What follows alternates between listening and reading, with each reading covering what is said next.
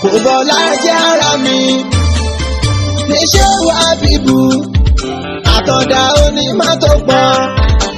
Pasuma láti kún mi àti èwo lọ́ba fi kún rẹ̀ torí pé àkíkóríṣi nínú ayé ṣe ló yẹ ká yan àwọn akíjà ní dání ó yàtọ̀ gan sákídáre ọpẹ́ fọ́lọ́run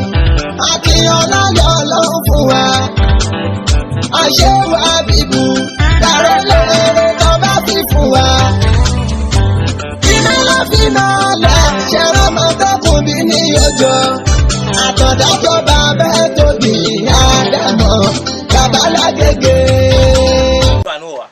kí n tó lọ bẹ̀ ẹ wá sáré gbọ́n táwọn àfẹ́ẹ̀sìn wí lórí wípé isti'malu al-mar'a hububi man'i al-aidi fi shahr Ramadan wọ́n gbà wípé obìnrin lè lo oògùn kó fi dá nǹkan oṣù rẹ̀ dúró nínú Ramadan kó sì gba Ramadan yẹn tó bá sì gbà wọ́n ní kò ní dá padà àwọn Hanafiya gbà bẹ́ẹ̀ àwọn Malikiya gbà bẹ́ẹ̀ àwọn Shafi'iyya gbà bẹ́ẹ̀ àwọn Hanabila náà gbà bẹ́ẹ̀ kódà àfáwà Bombasi tún sọ bẹ́ẹ̀ èèyàn lè lo oògùn tàbí nǹkan yòówù tí èèyàn bá lè lò tí ó stọ́ọ̀pù nǹkan ẹ̀jẹ̀ yẹn pé ó láǹfààní kó gbààwẹ̀ lásìkò tó ń ṣe nǹkan oṣù nì lọ́wọ́ ẹ dákun já béèrè ìbéèrè kan lọ́dọ̀ wa ṣé Ọlọ́run ló sọ yíhun ní àbáńdá Muhammad tó bá wá jásí pásìkò tó wà yẹn èèwọ̀ ni kó gbà kí láǹfààní láti mú nǹkan yẹn dání tá a bá lọ sọ́dọ̀ àwọn Hanafiya wọ́n ní law sharabatihu li tarfa'a bihi al-aid tó bá lè mú oògùn kan ní tìtorí àti fi kó ẹ̀jẹ̀ yẹn dúró wọ́n ní fa innahu la yu'addu haidọ̀ a ní pé ní haidọ̀ mọ́ ẹ dákun kí láà pé wọ́n láà ní ṣe kí ni o wọ́n láà ní pé ní haidọ̀ ìyín wòye ṣe haidọ̀ mọ́ ìyẹn fi hàn pé ó lè gba àwẹ̀ yẹn kò sì nídìí kó dá padà lọ́dọ̀ àwọn àfọwọ́nfíkìú tí wọ́n jẹ́ Hanafiya àwọn tíra tó lè ti bá ó bá nínú tíra tá à ń pè ní al-Bahru ar-Ra'iq al-Bahru ar-Ra'iq tó bá lọ ka volume 2 page 303 tó bá padà sọ́dọ̀ àwọn al-Malikiyya àwọn náà gbà bẹ́ẹ̀ pé ẹni tí ń ṣe nǹkan oṣù lọ́wọ́ ó lè mu oògùn tàbí kó lóògùn kó lo tíbílẹ̀tì tí ó dá ẹ̀jẹ̀ yẹn dúró lásìkò Ramadan yẹn kó máa gba Ramadan rẹ̀ lọ lọ́dọ̀ àwọn Maliki lọ́ka tíra tí wọ́n ń pè ní Manhul Jalil Manhul Jalil volume 1 page 166 àti tíra tá à ń pè ní Mawahibul Jalil volume 1 page 365 lọ́dọ̀ àwọn Shafi'iyya àwọn náà gbà bẹ́ẹ̀ lọ́ka tíra tá à ń pè ní Al-Majmu' volume 3 page 10 Mughni al-Muhtaji lọ́ka yẹn náà volume 3 page 385 Rawdatu Talibina lọ́ka volume 1 page 191 lọ́dọ̀ àwọn Al-Hanabila lọ́ka Ar-Rawdu al-Marba'u Ar-Rawdu al-Marba'u nínú volume 1 page 117 àti Manaru Sabil nínú page 92 Al-Khulasa wa Tarjih qad su'ila Sheikh Abdul Aziz Bin Baz wọ́n bi àfáà àgbà Sheikh Bin Baz Abdul Aziz wọ́n bi wọ́n léèrè rahimahullahu ta'ala an hadhihi al-mas'ala nípa ọ̀rọ̀ tá a sọ kalẹ̀ yìí pé ǹjẹ́ obìnrin lè lo oògùn lásìkò tí ń ṣe nǹkan oṣù yẹn kó sì máa gbàwẹ̀ fa ajaba bi qawlihi èsì tí bàbá mú wá ni pé la haraj an ta'khudha al-mar'a hububa man'i al-aid pé kò sí tó burú nínú kí obìnrin kó lo oògùn tí ó kọ dí nǹkan oṣù rẹ̀ tamna'u ad-dawrata ash-sha'riyya ayyami Ramadan tí ó blọ́ọ̀kù ẹ̀ láwọn àsìkò ọjọ́ Ramadan yẹn hatta tasuma ma'a an-nas kóun náà sì ṣe kí ni o kó gbààwẹ̀ pẹ̀lú àwọn èèyàn wa fi ayyami al-hajj ó tún lè lògùn yẹn lásìkò hajj hatta tatufa ma'a an-nas kó láǹfààní kó lè tàwáfù pẹ̀lú àwọn èèyàn torí pé tàwáfù nìkan náà ni ò ní lè ṣe tí ń bá ń ṣe kí ni o tí ń bá ń ṣe nǹkan oṣù lọ́wọ́ nínú iṣẹ́ hajj wala tata'attal an a'mal al-hajj débi kò ní lè níṣẹ́ hajj kan tí ò ní lè bá wọn ṣe wa in wajada ghayra al-hububi shay'un kódà tó bá rí nǹkan tó yàtọ̀ sógùn yamna'u ad-dawra tó lè kọ́ dí nǹkan oṣù yẹn fala bas Bombasi ní wíyìn o pé kò sí láì fi ń bẹ̀ o idha lam yakun fihi ma'dhuru shar'a torí pé àárí òfin kan tó sọ ọ́ déwọ̀ wà mudarra tí ó bá sì ti sí nǹkan tó lè kó nira bẹ́ẹ̀ nìyẹn eléyìí ẹ lọ kánú Majmu' Fatawa ti Sama'ati Sheikh Abdulaziz bun Abdullahi bun Baz nínú volume 5 page 110 so pẹ̀lú àwọn tírà mi ta ti dárúkọ yẹn eléyìí nísìn ọ̀rọ̀ bun Baz ni wọ́n à ní torí ẹ̀fọ́ gímọ́ bun Baz lórí wọ́n gbá wọlé náà ni lọ́dọ̀ àwọn afa Salafiya mo kàn sáré mú yìí ń wá nítorí ẹ̀yin tẹ́ ń pariwo ẹlòmíì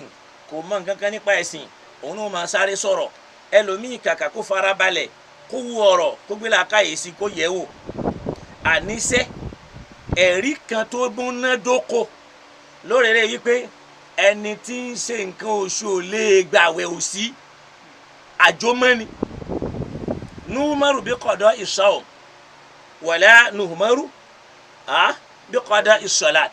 kọ̀dọ̀ wù mo ti ṣàlàyé kò ṣàlàyé lórí ẹ̀ mọ́ alukuran dẹ̀ sọ fún wa bí qad jaa al-haqqu faman sha'a falyu'min wa man sha'a falyakfur òdodo ti dé ẹni bá fẹ́ kó gbà ẹni bá sì gbẹ́ kó kọ̀ kí lè bu ìyín ò mọ sáré yẹn ni káwá padà síbi ọ̀rọ̀ alikafaratu fi Ramadan èyí tá ń pè ní kafaratul jima'i fi Ramadan kafara tí ń bẹ fẹ́ni tó báyàwó rẹ̀ láṣepọ̀ nínú ọ̀sán Ramadan ṣẹ́rí àwọn àbòsí kan ti wọ nínú Islam ti pẹ́ afáwa Sheikh Abdulwasi Jekmel atayese Ọlọ́run bá wa ṣe wọn látayese afá yìí sọ̀rọ̀ lẹ̀ bil ilmi wal hujja wad dilala wal barahin afá yìí sọ̀rọ̀ wọn mẹ́rin wá gẹ́gẹ́ bí mawqifu tiwọn àwọn èèyàn tí wọ́n wá ń dá sọ̀rọ̀ náà wọ́n á pín sọ́nà mẹ́rin alákọ̀ọ́kọ́ làwọn táyé ń foni mímọ̀ wò tí ò sí mímọ̀ lára wọn àwọn ará kan nù ni ayé rí wọn gẹ́gẹ́ bí onímímọ̀ ńlá kal allama tó sì já sí pé laysa fihim ilmu shay'un ìmọ̀ ò sí lára wọn àwọn náà dá sí àwọn kan ń bẹ lahum ilmun ìmọ̀ ń bẹ lára wọn àwọn ará kan nù ni walakin lahum hikidun wa asadun àmọ́ ìlara ń bẹ lọ́kàn wọn àti kèéta kò wá fún wọn láǹfààní kan ṣe sùúrù gẹ́gẹ́ bí ẹ̀kọ́ tá a ní ní pé èèyàn máa yára gbọ́rọ̀ a sì máa ṣe kíni a máa lọ́ra fèsì wọ́n lọ́ra fèsì wọ́n yára sọ̀rọ̀ látara kèéta àti tẹ̀bẹ́lẹ́kún àti gbogbo ohun tí máa jẹ́ ọ̀tẹ̀ pé ìlara àti ìtara so àwọn ará ẹlẹ́ẹ̀kẹta náà làwọn ará kan tí wọ́n já sí wípé àwọn ní tiwọn o ọ̀tá mẹ́ríkàzì ni wọ́n ọ̀tá yẹn ń bẹ lọ́kàn wọn wọn à lè gbé ta wọn á láǹfààní àti gbé ta lásìkò yìí àwọn ará kan nù ni àwọn ará kan làwọn ará tí wọ́n já sí pé àti ẹ̀rí mímọ̀ lára wọn rárá àwọn yẹn là ń rí tí wọ́n ń bú èébú kí ló sì fà á nínú lára téèyàn lè gbé làákàyè lé náà ni wípé ìlara ṣe wọn pé àwọn kan ń bú al-mufti àwọn kan sì ń bú mudirul markaz tó sì já sí pé ọ̀rọ̀ tí ń bẹ ńlẹ̀ yìí kò kan mudirul markaz kò kan bàbá wa al-mufti ibi ó ti kan bàbá wa al-mufti náà ni kí wọ́n ṣe sùúrù kí wọ́n wo gbogbo táwọn èèyàn ń sọ kán á kó papọ̀ èwo lálàáfíà ń bẹ èwo ló dá ń bẹ dandan kọ́ ni kí al-mufti ó dájọ́ mufti lè kó fàtiwá àwọn èèyàn jọ kó sì sáyẹn pé eléyìí àwọn kan wí báyìí àwọn kan wí báyìí àmì tó jẹ́ aráàjù mufti ó ṣe tààlíq yóò sì sáyẹn Bombasi ń jọ mi àmọ́ ẹ ṣe bẹ́ẹ̀ gẹ́gẹ́ bí raisu alájínà tí wọ́n kàn sáyẹn fàtiwá tí èyí ṣe pa àwọn ni wọ́n dá dandan kọ́ ni kí mufti bọ́ọ̀ta gẹ́gẹ́ bá àwọn kan ṣe bọ́ọ̀ta pé àfa kan ó sọ pé kò sí ní tó ń jẹ́ kàfàrà ó ní kò sí ní tó ń jẹ́ ká máa fún yàn lóúnjẹ táfà náà tún wá dá ní tí wọ́n ń pè ní kàfàrà mọ̀ ẹ rí i pé gbogbo àwọn tí wọ́n dá sí i lálẹ́ yìí tí wọ́n dá sí i látẹ̀yìnwá billahi alladhi la ilaha illa huwa jákèmálò àtayéṣe asọ́hu minhum min kulli janibin ní gbogbo ọ̀nà láyé látayéṣe fi lálàáfíà jù wọ́n lọ lórí ọ̀rọ̀ eléyìí ni o mi ò sọ mí o èmi ò wí mí o àmẹ́yìí tí ń bẹ ńlẹ̀ lọ́wọ́ yìí àtàyè ṣe ń bẹ miha fílmìà màá sì púrúfù ẹ̀ lálẹ́ yìí tí ó máa júwe pé ọ̀pọ̀ àwọn àfáà wa wọn èé ṣe sùúrù ó sì pọ̀ nínú àwọn àfáà wa tá a gbé sípò mímọ̀ wọ́n ń wọ agbádá mímọ̀ wọ́n ń wé láwàní mímọ̀ wọ́n ń wọ aṣọ mímọ̀ tó jásí pé látara pé wọ́n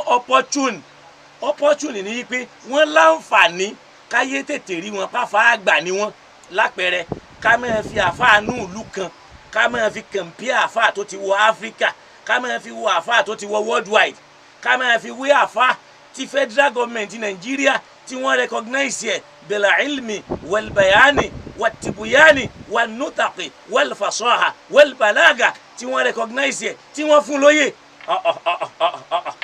ikú ò ṣe fi wóorun àmọ́ yìí ó yí àwọn onílàákàyè tí wọ́n mọ̀ ọ́n àfẹn tí ó bá ṣàbòsí kọ́lọ̀ kó dákun kó ṣíjú àánú wa kàfàràtul jìmáì fi Ramadan kàfàrà yìí kí là ń pè bẹ́ẹ̀ òun náà ni ìtọ́ràn tí kò má lọ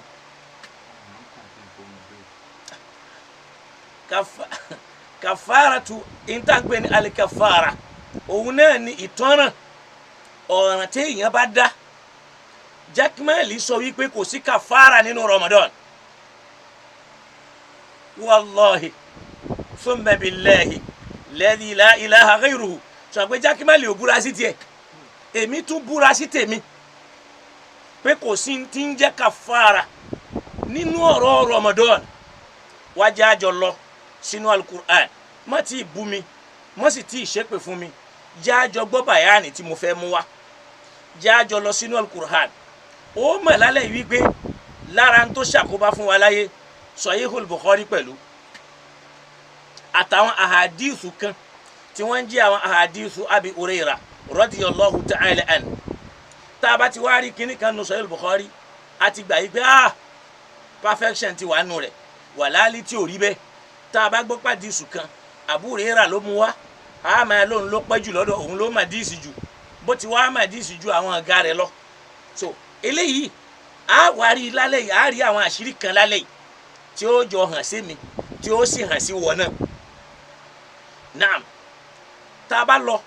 kàfàrà tó wà ní alukur'an a rí pé ó ń lọ bíi mẹ́ta a rí kàfàrà tó zihar kàfàrà yìí pé èèyàn kan fi ẹ̀yìn ìyá rẹ̀ wé ẹ̀yìn ìyàwó rẹ̀ wé ẹ̀yìn ìyá rẹ̀ a rí kàfàrà tó yemin kàfàrà pé lágbájá ó búra lórí irọ́ a sì rí kàfàrà tó kọ́tìlì kàfàrà tó kọ́tìlì khata'an kàfàrà yìí pé èèyàn ṣàṣìṣe ó pààyàn kò mọ̀ọ́mọ̀ ó wà nínú alukur'an ṣe wá rí kàfàrà tó zihari tí wọ́n ń fẹ̀yìn wéyàwó yẹn òun làwọn àáfàá wá gbé wá tí wọ́n ń pè ní kàfàrà tó Ramadan tí ó sì rí bẹ́ẹ̀ máa tú àṣírí yẹn lálẹ́ bil adillati alqata'a as-sahiha máa mú wá pẹ̀lú àwọn ẹ̀rí tó fojú hàn tó sì lálàáfíà náà jájọ lọ sínú alukur'an tá a bá lọ sínú suratul mujadala nínú ayé ẹlẹ́ẹ̀kẹta sí ayé ẹlẹ́ẹ̀kẹrin kurankile yìí kurankini al-mujadala suratul mujadala nínú alukur'an mo fẹ́ wo ṣápítà rẹ̀ kájọ lọ yẹ̀bẹ̀ wò a rí àwọn àṣírí kan lálẹ́ yìí tá a mọ̀ wípé ọ̀pọ̀ àwa mùsùlùmí àmọ́ ń tà ń ṣe 58 Quran 58 mo fẹ́ kẹ́ ẹ bá mi tàgì ẹ̀ Quran 58 verse 3 to 4 ìyẹn fi hàn wá wípé a'udhu billahi minash shaitanir rajim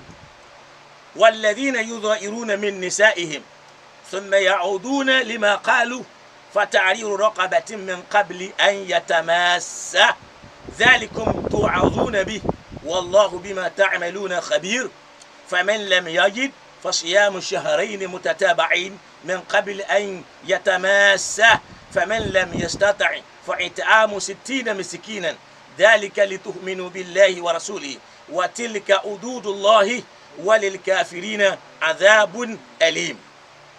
Masha Allah tẹ́ bá wáyà yìí a rí i pé ká wá padà mú padà bọ̀ lórí ẹ̀ pé ọ̀rọ̀ yìí ni wọ́n jí ni wọ́n sàrákọ̀ làbúrẹ́ra jí làwọn àfáà sọ di ọ̀rọ̀ kàfàrà fi man jama'a imra'atahu fi nahari Ramadan láti fi ṣèdájọ́ fẹ́ni tó báyàwó rẹ̀ sùn lọ́sàn Ramadan. ẹ jẹ́ akọ́fà yà ilẹ̀ ẹ ti rí yẹn dání ná. ẹ wá jẹ́ padà sínú suratul Baqara nínú 187 ẹ jẹ́ àjọlówó al-Qur'ani mbẹ́. Ọlọ́run ní uhilla lakumul laylata siyam arrafathu ila nisaikum. mo ti ṣe lẹ́tọ̀ọ́ fún yín ìmọ̀ ẹni bálòpọ̀ pẹ̀lú àwọn ìyàwó yín lóru Ramadan al-layla uhilla lakumul laylata siyam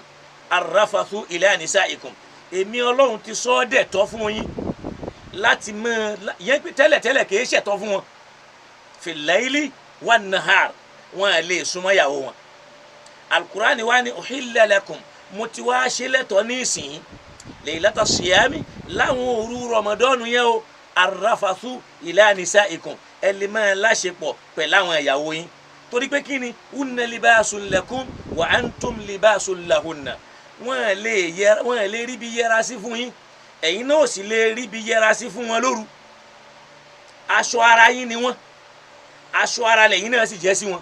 alima Allahu annakum takhtanuna anfusakum Ọlọ́run mọ̀ pé ẹ̀ ń jí iṣẹ́ lóru ni Ọlọ́run fúnra rẹ̀ mọ̀ pé ẹ̀ ń jí iṣẹ́ ẹ̀ ń jàǹbá ara yín àmọ́ fataba aleikum ó mójú kúrò léyìí tẹ́ ẹ ti ṣe kọjá lọ ó ti wá ṣe lẹ́tọ̀ọ́ fa al-ana láti sìn bashiruhunna ẹ máa bá wọn lò pọ̀ lóru Ramadan takhtanuna anfusakum ẹ̀ ń wọ́nà àti ṣe ẹ̀ ń dọ́gbọ́n sí àmọ́ Ọlọ́run ti mójú kúrò lórí èyí ni fa al-ana láti sìn lọ bashiruhunna ẹ máa bá wọn láṣepọ̀ ṣe wọn pé bá ṣára yìí ló dá wàhálà lẹ́gbàá kan ní Ramadan kan pé ànábì ó ń bá àwọn ìyàwó ẹ lò pọ̀ táwọn kan sọ pé bá ṣára yẹn kìí ṣe jìmọ́wù ó kàn ń sùn lé orí aṣọ ni. Kùránì bashiruhunna ẹ máa bá wọn lò pọ̀ ìbálòpọ̀ lọ́kọláya ni o tí nǹkan ó sì wọnú ara wọn ó ní wabtagu ma kataballahu lakum ẹ fi yẹn máa wá ń tọ́lọ̀ wọn bá pè lóore ìyẹn pé ẹ lè tibẹ̀ kẹ́ ẹ wá ọmọ ma kataballahu lakum ìtọ́lọ̀ ti ṣe lẹ́tọ̀ọ́ fún yín ẹ máa ṣe tó bá ti wá di pé ilẹ̀ wa fẹ́ mọ̀ ní wàkúlù washrabu ẹ wá bẹ̀rẹ̀ sí ní jẹ kẹ́ ẹ máa mú hatta yatabayyana lakumul khaytul abyadu minal khaytil aswadi minal fajr ẹ jẹ kẹ́ ẹ mú títí tìgbà tí òru dúdú tí ó fi jáde òru funfun ó jáde ní òru dúdú minal fajr lásìkò dájí fúnra rẹ̀ summa lẹ́yìn tẹ́ ẹ bá wá jẹun yẹn tán atimmu siyama ila layl ẹ wá gbààwẹ̀ yẹn títí dìgbà tóòrùn ó fi wọ̀ torí pé ńgbà tóòrùn bá wọ̀ ní laylu ṣe kí ni o ní laylu bẹ̀rẹ̀ ó ní wala tubashiruhunna ẹ sì má súnmọ́ wọn nínú ọ̀sán Ramadan la tubashiruhunna ẹ má súnmọ́ àwọn ìyàwó yín wa antum aakifuna fil masajidi ẹ lọ máa jókòó sí mọ́sálásí ẹ lọ máa ka Qur'an ẹ máa ṣe àwọn ibadat ẹ máa ṣe adhkar ẹ máa lọ bẹ̀ Ọlọ́run wá ní ìmọ̀súnmọ́ wọn yìí kẹ́ ẹ jẹ kẹ́ ẹ mú yìí jíjẹ mímu òun ó máa bàwẹ̀ jẹ́ tẹ́ ẹ bá jẹ lọ́sàn kẹ́ tún wá súnmọ́ ìyàwó yín yóò bàwẹ̀ jẹ́ ìwà ṣe mẹ́tẹ̀ẹ̀ta yìí tilika hududullah òfin Ọlọ́run ní àlá ní ẹnìkan ò gbọ́dọ̀ dán wò Ọlọ́run tún ní fala taqrabuha ẹ má súnmọ́ bẹ́ẹ̀ ẹ má gbìyànjú ẹ kadhalika yubayinu Allahu hayatihi bẹ́ẹ̀ lọ́lọ́run tí máa ṣàlàyé àwọn òfin ẹ̀ àyàtì yẹn àwọn ahkam àwọn òfin rẹ̀ linnasi fáwọn èèyàn la'allahum yattaqun nítorí kí wọ́n lè bẹ̀rù Ọlọ́run ó yẹ ẹjẹ́ wá ṣàlàyé lórí pé tilka hududullah eléyìí náà ní àlá Ọlọ́run ní wípé ẹ gbọ́dọ̀ jẹ lọ́sàn Ramadan ẹ gbọ́dọ̀ mú lọ́sàn Ramadan ẹ sì gbọ́dọ̀ bóbìnrin lò lọ́sàn Ramadan nǹkan mẹ́ta yẹn náà jíjẹ mímu àti ṣe kí ni ìbára yín láṣepọ̀ ló lè sọ ló tó lè bá àwẹ̀ jẹ́ nínú òfin Ọlọ́run ó ní wa man yata'adda hududallah ẹ wá gbọ́ àlà Ọlọ́run tọ́lọ̀ ní tilka hududallah wa man yata'adda a'udhu billahi minash shaitanir rajim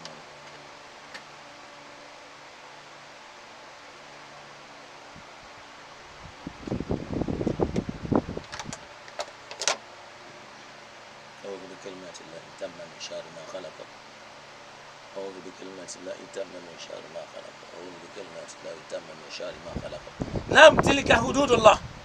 Eléyìí náà ni àlà Ọlọ́run. Fala ta'taduha, ẹ má kọjá àlà yẹn. A'udhu billahi minash shaitani rajim. A'udhu billahi minash shaitani. Bismillahi alladhi la yadurru ma'a ismihi shay'un fil ardi wa la fis samai wa huwa as-sami'ul 'alim. Naam. Gbogbo ẹ̀yin tẹ́ wà lórí ètò, ẹ dákun torí Ọlọ́run. Ẹ bá mi ka suratul falak àti suratul nas. Ọlọ́run kó là wá níbi aburú shaitan.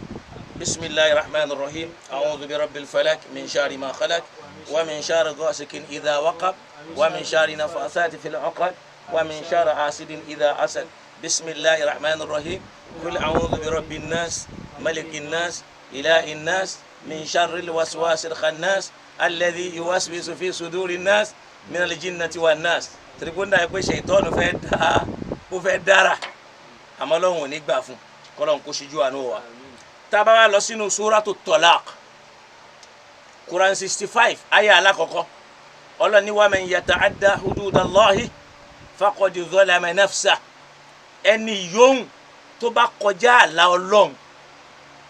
tó wá lọ jẹ nínú Ramadan tàbó mu nínú Ramadan amúdán tó mọ̀ọ́mọ̀ tàbó bóbìnrin sùn nínú Ramadan tó mọ̀ọ́mọ̀ qad zalama nafsahu, ó ti ṣàbòsí fúnra rẹ̀. Ìyẹn túmọ̀ pé ó ti bà yá rẹ̀ jẹ́. Tó bá lọ sínú suratul Baqara Quran 2 verse 229 Ọlọ́run ní wa man yata'adda hududallah, ẹni yóò tó bá kọjá àlà Ọlọ́run tó tẹ àlà yẹn mẹ́lẹ̀,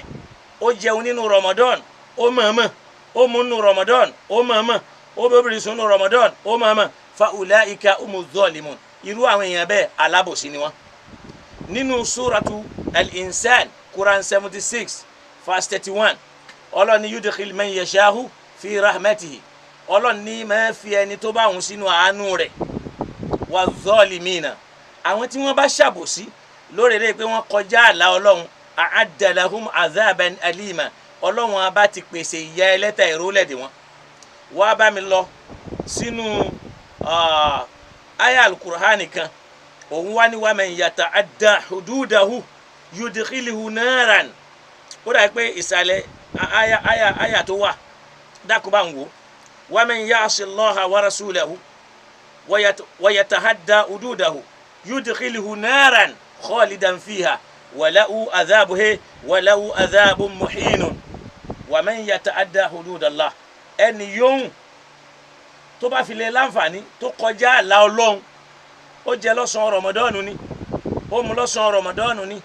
ó bóbìnrin sùn nínú Ramadan ni. Ọlọ́run ní wa yata'adda hududa, ó kọjá àlà yẹn, yudkhilhu naran, Ọlọ́run ó fi wọnú náà. Dákun bá mi wá. Wa yata'adda hududahu, ó kọjá àlà Ọlọ́run fi Ramadan am fi ghayri Ramadan. Irú ẹni bẹ́ẹ̀ yudkhilhu nara, Ọlọ́run abó fi wọnú náà. Yẹn ni pé yóò wọnú Ọlọ́run khalidan fiha. Ó wà nínú suratul nisa, inú suratul nisa ìlú wa, suratul nisa ló ti bá aya 14 bá mi wò ń bẹ̀. Suratul nisa aya 14 Ọlọ́run ní wa man ya'si Allaha wa rasulahu, ẹni bá yapa Ọlọ́run àtòjíṣẹ́ rẹ̀, wa yata'adda hududa, ó wá kọjá àlà, ó lọ tẹ òfin mọ́lẹ̀. Ó lè má jẹ́ ti Ramadan yìí nìkan, gbogbo tí ń bá ti ń jẹ́ hudud.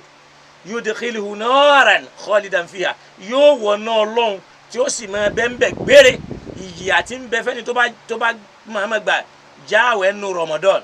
imma bi aqlin aw shurbin amdan aw bi jima'in, yudkhilhu nara, yóò wọná Ọlọ́run khalidan fiha, yóò sì máa bẹ́nu náà yẹn kárí kése. Wa lahu adhabun muhinun, yóò jẹ ìyà ìyẹpẹrẹ, kò ní jẹ́ ní yìí láyé àti lọ́run. Al-Qur'ani ló sọ bẹ́ẹ̀. Masha Allah, tal-Qur'ani bá ìdájọ́ tal-Qur'ani mú wá rè fẹ́ni tó bá tẹ àlà yẹn lójúmọ́lẹ̀. Dám jẹ́ ká wá gbọ́n táwọn àfáàfi kún. Wa qala ad-Dhahabi fil kaba'ir, tá a bá lọ katira tá à ń pè ní al-kaba'iri, àfáwà Dhahabi gbọ́n tí wọ́n sọ nínú page 64. wọ́n ní wa inda al-mu'minina muqarrarun anna man taraka as-sawma bila maradin wala gharadin wọ́n ló ti fẹsẹ̀ rinlẹ̀ lọ́dọ̀ gbogbo ẹni Ọlọ́run pé ẹni yóò tó bá máa fi àwẹ̀ lẹ̀ kò gbà bila maradin kìí ṣe pa àárẹ̀ ṣe wala gharadin kìí ṣe pé nítorí ìdí kan anna sharrun mina zani ọ̀rọ̀ tiẹ̀ tún burú ju tẹ́ni tó ṣe ṣìnà lọ. kama qala al-imamu ad-Dhahabi fi kitabihi al-kaba'iri ẹni yóò tó máa fi àwẹ̀ lẹ̀ nǹkan ò ṣe bila maradin wala gharadin àárẹ̀ ò ṣe nǹkan kan ò ṣe wọ́n lẹ́ni yẹn sharrun mina zani ọ̀rọ̀ tiẹ̀ tún burú jáì ju tẹ́ni tó ṣe ṣìnà lọ tó lè ṣìnà wa mudminil khamr ọ̀rọ̀ rẹ̀ burú jọ̀rọ̀ ọ̀mùtí lọ wájú Ọlọ́run. wọ́n ní báyìí yasukuna fi islamihi àwọn èèyàn gbọ́dọ̀ ṣe iyèméjì lórí ìsìláàmù rẹ̀ pé ṣé wàá lè jẹ́ mùsùlùmí ṣá ṣé wàá lè jẹ́ mùsùlùmí bí ṣé mùsùlùmí kan gbọ́dọ̀ dánrú ẹ̀wò ṣá wa yadhunnuna bí as-sandaqa wal idlal àwọn èèyàn gbọ́dọ̀ máa wò pé ẹni yẹn èèyàn jákujáku kò ní í ṣe pẹ̀lẹ́sìn kódà ẹni yẹn ti ṣìnà ó ti sọnù bá fa àwọn Dhahabi ṣe wí nu afa Dhahabi afa sunna ni o kì í ṣe afa ṣíyà o torí pé wọ́n lè sọ pé ìrònú ṣíyà ni. wa mimma sahha min al-wa'idi ala tarki as-sawm ma rawahu Ibn Khuzaymah lára àwọn ìjìyà tó bá Al-Qur'ani lọ tó ń jẹ́ ìjìyà fẹ́ni tó mọ̀ọ́mọ̀ báyàwó rẹ̀ sùn lọ́sàn-án Ramadan tàbó mọ̀ọ́mọ̀ jẹun tàbó mọ̀ọ́mọ̀ mu ma rawahu Ibn Khuzaymah òun náà lèyí tí àfáwà Ibn Khuzaymah gbà wá tá a bá lọ ka àdìsù wọn nínú àdìsù 1986 lọ́dọ̀ àfáwà Ibn Hibban tá a bá lọ ka àdìsù 7491 an Abi Amama al-Ba'ili látọ̀dọ̀ bàbá wa Amama al-Ba'ili qal ó sọ pé sami'tu Rasulallahi sallallahu alayhi wa sallam yaqul wọ́n ní mò ń gbọ́ lẹ́nu òjíṣẹ́ Ọlọ́run kọ́lọ́n bá wa kẹ́ wọn tí wọ́n ń sọ báyìí ó ní bayna ana nahim idh atani rajulani fa akhadha bi daba'iyya wọ́n lá Nábì sọ pé láàrin pé mò ń sùn lọ́wọ́ mo wà lójú oorun atani rajulani làwọn èèyàn méjì kan wá bá mi fa akhadha bi daba'iyya wọ́n wá àwọn méjèèjì wọ́n wá gbé mi léjìká lọ́tún lósì báyìí fa ataya bi jabalan wa'ira wọ́n wá gbé mi dóbi òkè kan òkè náà ga fa qala is'ad wọ́n wá ní ó yá gòkè fa qultu inni la utiquhu mo wá sọ fún wọn pé mi ò ní kápá àti gun òkè fa qala làwọn méjèèjì wá sọ yìí pé inna sanusahiluhu lak á jẹ́ ó rọrùn fún wọn láti gùn á kún wọn lọ́wọ́ Ànábì ní fa sa'idtu hatta idha kuntu fi sawahil jabal Ànábì ní mo wá gun òkè yẹn títí tí mo fi wá wà lórí òkè náà tí mo fi bá òkè náà dọ́gba Ànábì ní idha bi aswatin shadida mo wá ń gbọ́ àwọn ohùn kan àwọn ohùn náà lágbára fakultu ma hadhihi al-aswat mo wá bi wọ́n léèrè pé àwọn ohùn wo ní ń ké yìí àwọn ohùn wo ní ń pariwo yìí àwọn ohùn wo ní ń dún yìí faqalu wọ́n wá dá Nábì lóhùn pé awahu ahlin nar ẹkún àwọn ọmọ ẹnu náà jahannama ni ẹ sì rí pé Al-Qur'ani sọ fún wa yìí pé wa man yata'adda hududallahi yudkhiluhu naran khalidan fiha yani man ya'si Allah fi surati an-nisa fi al-aya ar-rabi'a ashara nínú aya ẹlẹ́kẹrìnlá ó ní wa man ya'si Allah wa rasulahu ẹni bá yapa Ọlọ́run tó yapa Ànábì wa yata'adda hududa ó wá tẹ òfin Ọlọ́run mẹ́lẹ̀ nínú àwọn òfin tó ní ẹ má tẹ̀ mẹ́lẹ̀ imma bi aqlin fi Ramadan bóyá ó jẹ amdan nínú Ramadan aw shariba hamdan fi Ramadan tàbó mọ̀ọ́mọ̀mú nínú Ramadan aw jama'a al-mar'a àbóbóbìnrin sùn imma mar'atahu ìbá jẹ́yàwó rẹ̀ wà imma ghayri tàbí kó má jẹ́yàwó ẹ̀ ó wá bá a sùn yata'adda hududa ó wá kọjá àlà Ọlọ́run ni ó tẹ àlà yẹn mẹ́lẹ̀ yudkhiluhu naran Ọlọ́run lòun ó fi sínú náà khalidan fiha yóò máa bẹ́ẹ̀ gbére ni tí ó sì máa jẹ ìyà yẹpẹrẹ ìyà kanilábùkù wá gbọ́ àdìsù yìí Ànábì ní mo wá ń gbọ́ àwọn ohùn yẹn lágbára mo wá ń béèrè pé ma hadhihi al-aswat ẹ wà àdìsì eléyìí bó ti bá yá Al-Qur'ani lọ àwọn ohùn wo rè faqalu wọ́n wá dá mi lóhùn pé awahu ahlin nar ohùn àwọn ọmọ náà ni wọ́n ní summa intalaqa bihi Ànábì ní wọ́n tún wá ń fà mí lọ fa idha tá a tún wá fi débì kan fa idha ana bi qawmin mo wá tún bá àwọn èèyàn kan bẹ̀ mu'allaqina bi araqibihim mushaqqaqatun ashdaqihim tasilu ashdaquhum daman tasilu ashdaquhum daman. Ànábì ní mo tún wá débi kan mo wá rí àwọn kan wọ́n wá fi egungun ẹ̀yìn gògóńgò wọn báyìí ní dèdè ọrùn wọn báyìí wọ́n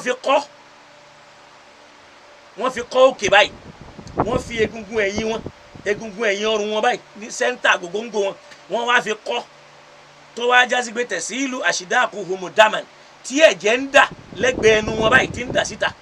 Faqultu man a'ulahi mo wá béèrè pé àwọn èwo làwọn eléwọ̀n yìí. Qala wọ́n dá mi lóhùn wípé a'ulahi alladhina yuftiruna qabla tahillati sawmihim. Àwọn eléyìí làwọn tí wọ́n máa jẹun tí wọ́n máa jẹun lásìkò tí àsìkò àwẹ̀ wọn tó yẹ kó parí tí ò tíì tó. Ẹ wà Ànábì wa Muhammad eléyìí làwọn mùsùlùmí wa fi ń ṣeré wọ́n wá ní kàfàrà gbé fẹ́ni tí ò ronú pìwàdà pé mi ò ní í ṣerú ẹ̀ mọ́ láyé. Lóòótọ́ inna Allaha yaghfiru dhunuba jami'a gbogbo ẹ̀ṣẹ̀ lọ́lọ́run lè forí ẹ̀jẹ̀ dá wa bi sharti intaba tó bá ronú pìwàdà.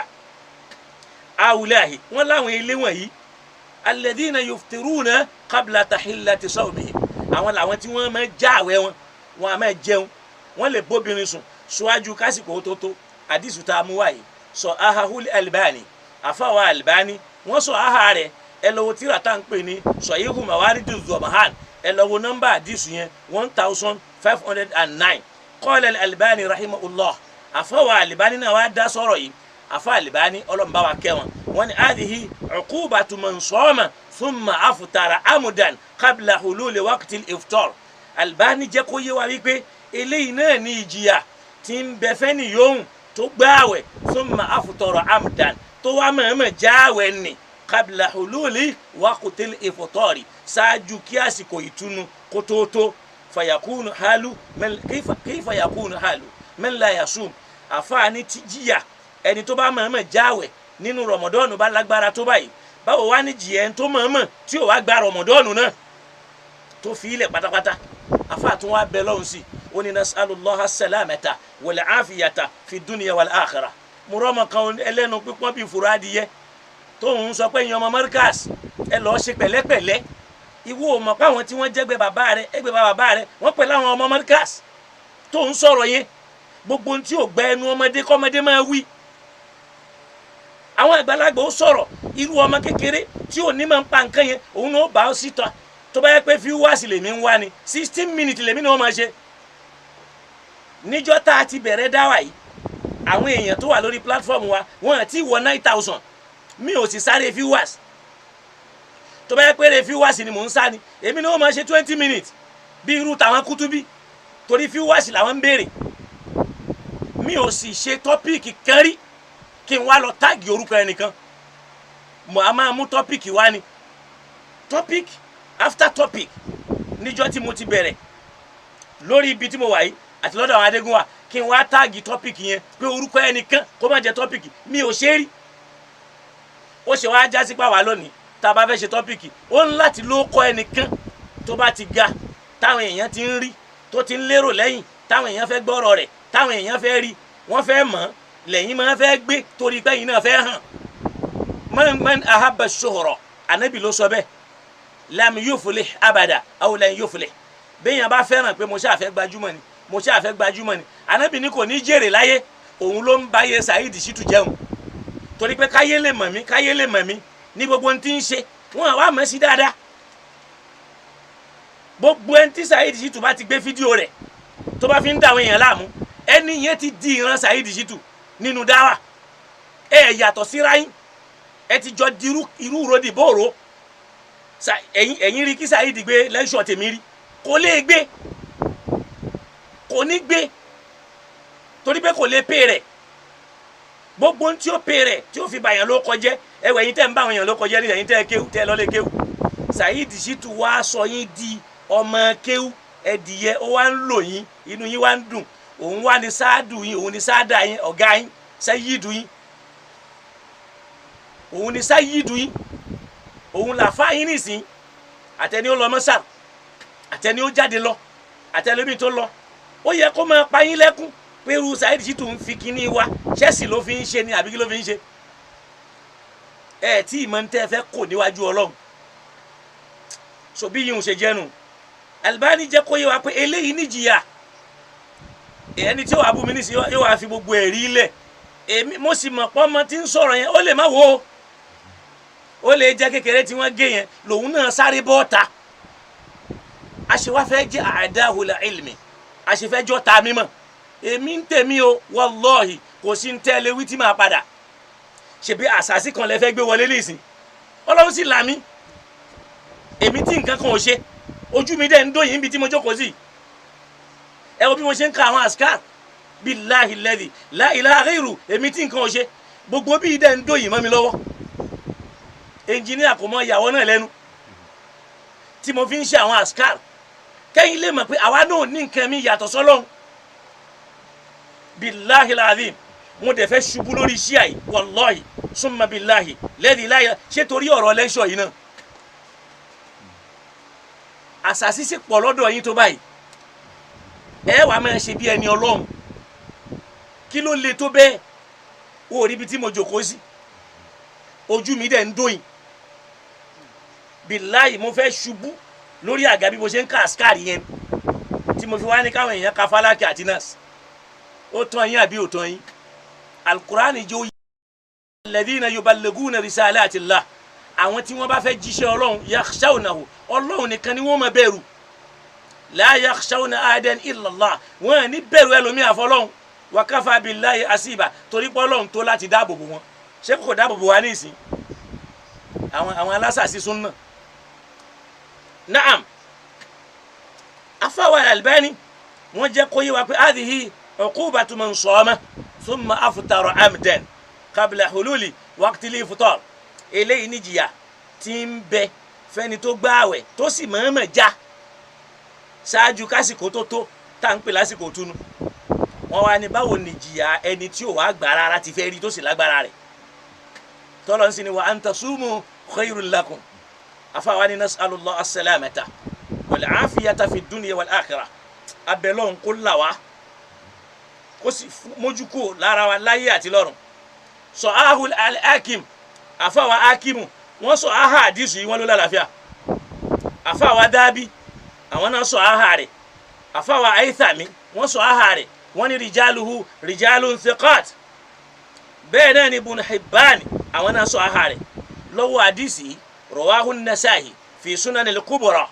lọ́wọ́ volume 2 page 246 masha allah àfáwà nasa'i àwọn náà sọ aha rẹ̀ àfáà nasa'i sì rẹ̀ wọ́n jẹ́ kan nínú àwọn àfáà tí wọ́n kọ́ Imam Bukhari rahimahullahu ta'ala tí wọ́n kọ́ wọn ní kéwú ẹ lọ wo Sunan Nasa'i al-Kubra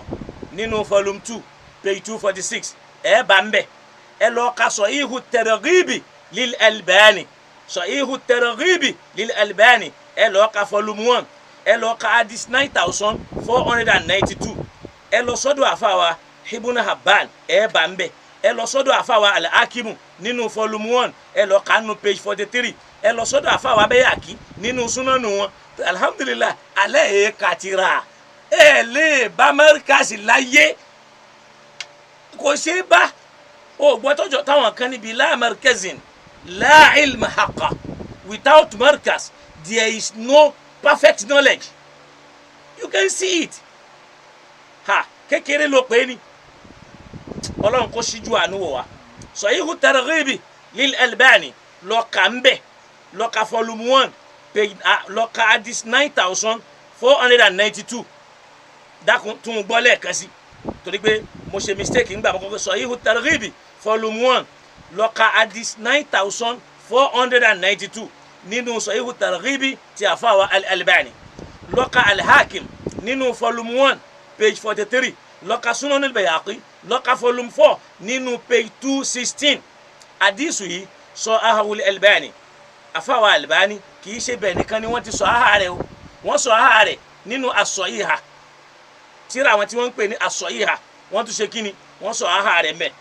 Ọlọ́run kó dákun kó ṣíjú àánú wa àwọn àfá wọ́n wá mú dájọ́ tí wọ́n wá gbé kalẹ̀ qala al-Qaffali àfáwà al-Qaffali wọ́n wá dá sí nínú tírà àwọn tí wọ́n ń pè ní huliyatu al-ulama tá a bá lọ ka tírà yẹn wọ́n sọ nbẹ al-Qaffali sọ yìí pé man aftara fi Ramadan bi ghayri jima'in Ọlọ́run ò sọ pé bi jima'in aw bi ghayri jima'in àwọn àfa wa yà sọ́tọ̀tọ̀ ó lẹ́ni tó bá mọ̀ọ́mọ̀ já àwẹ̀ rẹ̀ bi ghayri jima' tí ì ṣe pé ó bóbìnrin sùn bóyá ó kàn jẹ ni àbó kàn mú ni min ghayri udhirin láì nídìí kan ó ní wajaba alayhi al-qada ọ̀ranyàn ni kó san àwẹ̀ náà padà wala kafarata alayhi kò sí kàfàrà fún àwọn yọ jìmá òkú ò gbọ́ wọ́n yọ jìmá òkú ò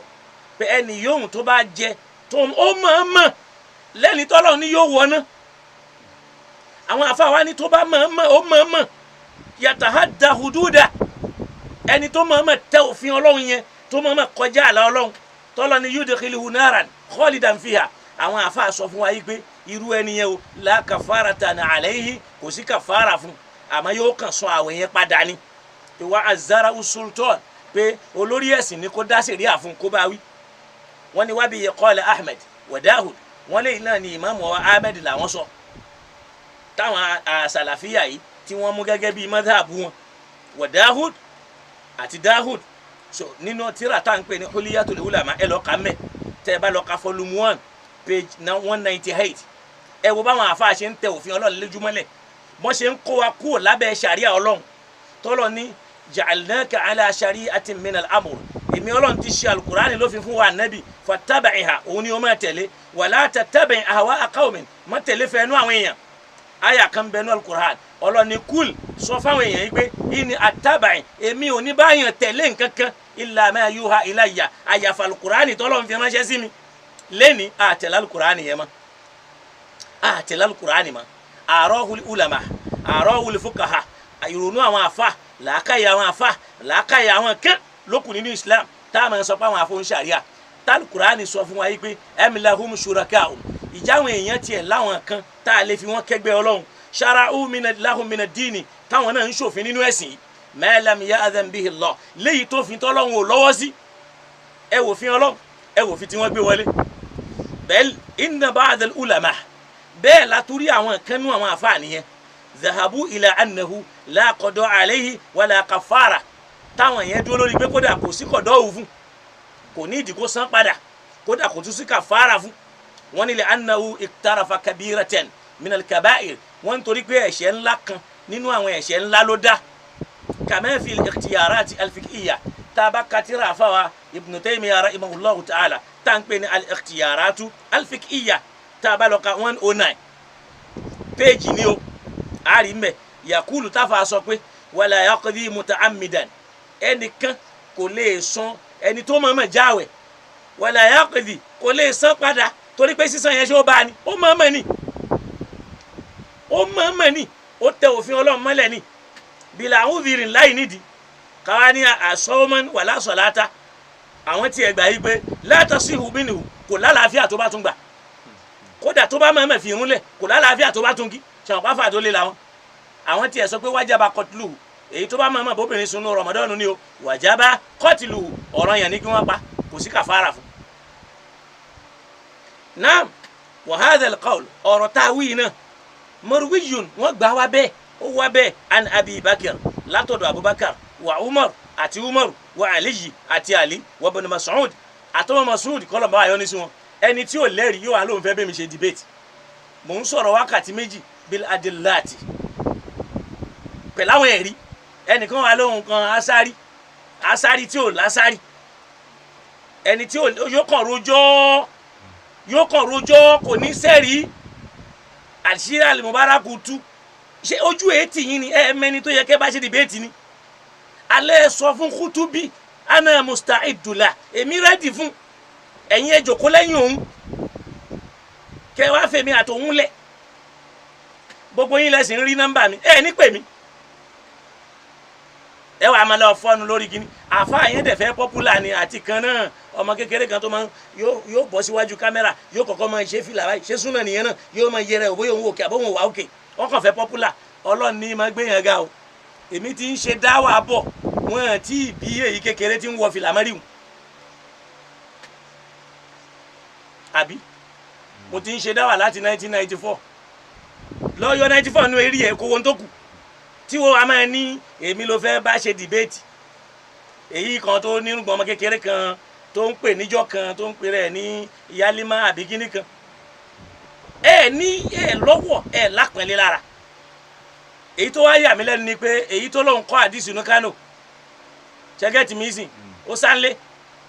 òun náà tún wá máa àdìsí alẹ́ ilẹ̀ ẹ̀mà bẹ́ẹ̀ kò mọ nǹkan kan àtàwọn tí wọ́n ń pariwo pé àwọn máa dìsí sọ ọlọ́run kó dákun kó bá mi kó ṣíjú àánú wò wá kó ṣe dáadáa fún wa wọ́n ní wayakulu Sheikh Abdullah bun Salih al-Fawzan lára àwọn àfáà yín náà ni nínú wàhábíyà yín nínú tírà kan tí wọ́n pè ní ahadithu siyam téèyàn bá lọ ka page 57 àfáà ní wa ala man iqtarafa hadhihi al-ma'siyah al-azima ẹni yòówù tó bá lè dá irú ìyapa ọlọ́run tó lágbára tó báyìí ó ní an yatuba ila Allah in tó tọ́fẹ́ nìyẹn ni kó ronúpìwàdà sọ́dọ̀ ọlọ́run wa yasumu kó sì gbààwẹ̀ wa yakhsha iqaba Allah kó máa gbààwẹ̀ kó sì máa bẹ̀rù ìyà ọlọ́run torí pé yóò mọ̀ pé ọlọ́run ó jẹun níyà li'anna al-iftara fi Ramadan dalilun ala fasad al-qalbi wa qubuhi as-sarira torí kéèyàn jáwẹ̀ nínú Ramadan in tó ń júwe fúnni ni pé ala fasad al-qalbi pé ọkàn ẹni ní ti bàjẹ́ wa qubuhi as-sarira ó ń júwe pé ẹni yẹn ò dá ní kọ̀rọ̀ sọlọ́hún àṣírí ẹni yẹn kọ̀rọ̀ rẹ̀ ò dá wal istihana bi shar'i ẹni yẹn tún yẹ̀yẹ́ òfin ọlọ́run ó yẹpẹrẹ so àwọn yẹn lọ bẹ́ẹ̀ àfáàní wa in kana al-iftaru amdan bi'aqlin aw shurbin wa nawima fa'ala al-muftir al-qada wa tawba àfáàní sọ fún wa yìí pé ìkan nínú àwọn afẹ́sìn míì ni o òun ní in kana al-iftaru amdan tó bá jásí pé èèyàn mọ̀ọ́mọ̀ jáwẹ̀ bi'aqlin pẹ̀lú kó jẹun ni aw shurbin tàbó mu ni wa nahwihima tàbí tó jọ bẹ́ẹ̀ bẹ́ẹ̀ lọ ó ní fa'ala al-muftir al-qada wa tawba yóò san àwẹ̀ yẹn padà yóò tọrọ àforíjì wala kafaratan alayhi kò sí kàfàrà fún kò ṣe kí ni o àfáàwọ̀ ló sọ bẹ́ẹ̀ àfáàwọ̀ al-Mali nínú tíra kan tí wọ́n ń pè ní al-Mali àwọn al-Mala libn Azmi tẹ́ ẹ bá lọ ka mas'ala 733 mas'ala 733 nínú mas'ala wọn ẹ bá àdìsù yẹn nínú volume 6 ọ̀rọ̀ tí mò ń sọ yìí nínú 185 péjì ẹnu wọ́n gbà yí pé ẹni yẹn tó bá mọ̀ọ́mọ̀ jẹun tó jó ń jẹ ṣàwọn pé wọ́n ti yọ ìbálòpọ̀ kúrò ó jẹ ó mu tàbí tó jọ bẹ́ẹ̀ bẹ́ẹ̀ méjèèjì tó jọ bíi jíjẹ mímu pé ẹni tó jẹun yẹn o al-qada'u yóò kàn san àwẹ̀ ni yóò tọrọ àforíjì ẹ wọ́n ègbé ọ̀rẹ́ la kafaratan alayhi kò ní san kàfàrà ẹ̀ẹ́dẹ̀ báwọn àfa yìí jàkíjákí mẹ́lẹ̀ ó tó dáyé pé wọ́n corrupt àwọn èèyàn ó wá jẹ́ jákímẹ́lì lẹ́wà fẹ́ pa kí ló dé ẹnìkan sọ̀rọ̀ gbogbo ayé ó sì bọ́ta lórí ntẹ́ẹ̀mọ̀ àtún wa máa rá àwọn tó jẹ́ sí pé dọ́kítọ́rà àwọn tó yẹ kó máa mánéjì ẹ̀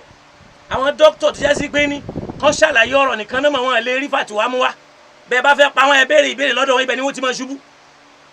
kó sì mọ̀ pé mi ò láǹfààní àti mọ̀ ń pa àti dájọ́ ẹ̀sìn kán sì dákẹ́ rárá irú wọn lẹ́ẹ̀mọ́ ẹni tí wọ́n máa sọ̀rọ̀ tí ò dá tí ó máa tàbùkù Islam tẹ́wàá máa rò pé sáwọn eléyìí sí dọ́kítọ́rà wọn ṣó ṣe gbẹ́kànlé àwa tá à ń sọ yìí ní sí àgbà kankan àní kankan kọjá àánú Ọlọ́run ìyín lẹ́lẹ́mí wa máa wò pé kí ni lẹ́fù rẹ̀ kí ni mustawa rẹ̀ kí ni mustawa rẹ̀ ibẹ̀ ní kí wọ́n jókòó sí ẹ̀yin lẹ́ ń pàánú Ọlọ́run nahnu qasamna baynahum àwa làwa ń pín ma'ishatahum fil hayati dunya bá a ṣe fẹ́ jẹ àti bá a ṣe fẹ́ jẹ láyé Ọlọ́run ló ní ìwọ́kọ́ ẹ jẹ́ ká tún lọ ka tírà al-Majmu' ti Imam Nawawi ọ̀rọ̀ yìí ń bẹ́ẹ̀ nínú volume 6 page 328 ó bá ọ̀rọ̀ yìí ń bẹ so ìyẹn náà tún sọ in tó jọ bẹ́ẹ̀ qala an-Nawawi fil Majmu' farhum fi madhahib al-ulama fi man aftara bi ghayri al-jima' wọn là wá eléyìí ń jẹ́ ẹ̀ka kan nínú àwọn àfọwọ́nfíkìw lórí tí wọ́n sọ lórí ẹni tó bá obìnrin tó já àwẹ̀ rẹ̀ tí kì í ṣe pé ó bóbìnrin sùn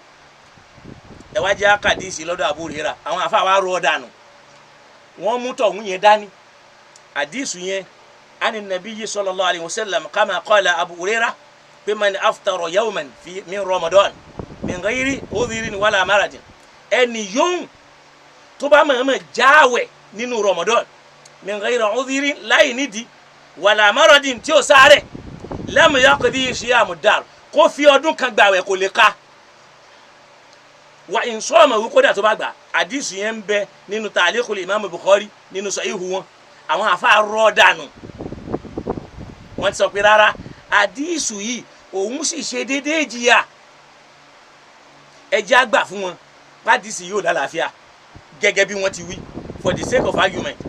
àmọ́ hadith yóò ikhtalafa al-ulama fi sihhatihi àwọn àfáà yapa ẹnu lórí ó lálàáfíà kò lálàáfíà faminhum man da'afahu àwọn kan da'afa rẹ̀ pé wọ́n ní wíkì hadith ni wa minhum man qala wa huwa hasan àwọn kan sọ pé hadith hasan ni jẹ́ kí n wá bọ́ sínú hadithul kaffara